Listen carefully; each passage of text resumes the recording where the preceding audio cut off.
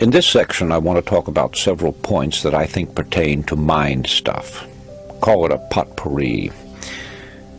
We seldom realize how much our emotional vibrations affect others and how much we're affected by theirs. An extremely nervous person in a position of authority can put nearly every person associated with him into a nervous state. It's always important to remember that a negative person can raise havoc in an organization or a home. The same amount of damage can be done by a strong negative personality as good can be done by a positive one. When the two are pitted together against one another, the negative frequently becomes the more powerful.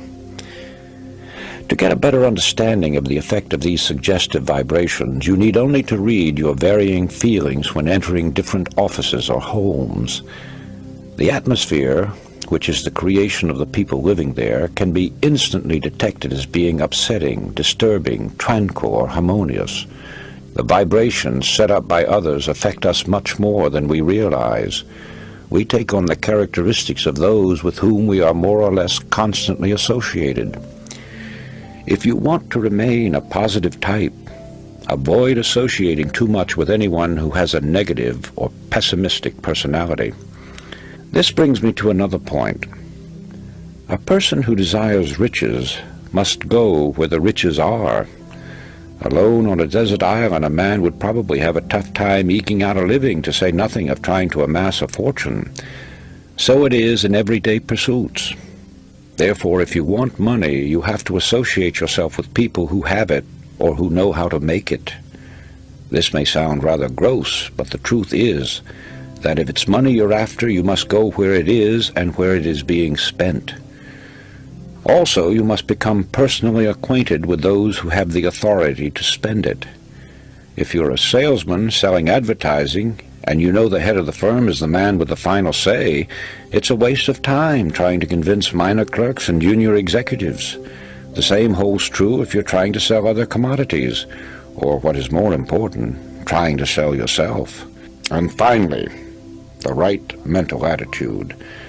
Being properly attired, keeping your eyes straight ahead and fixed on your goal, throwing around you the proper aura, which is done by an act of your imagination or an extension of your personal magnetism, will work wonders. Theos Bernard, in his Penthouse of the Gods, learned this when he was cornered and stoned by a crowd of natives in Tibet.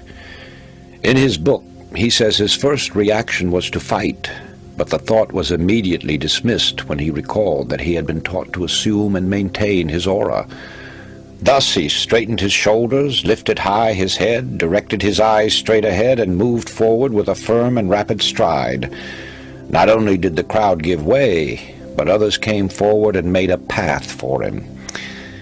When man fully comprehends the great power of his mind and earnestly puts it to work, he will have dominion over this earth and everything on it. You yourself have this inner spark, but it must be fanned until the fire is of white-hot intensity, and it must be constantly stoked, which you do by adding fuel. Ideas, ideas, more ideas, and action.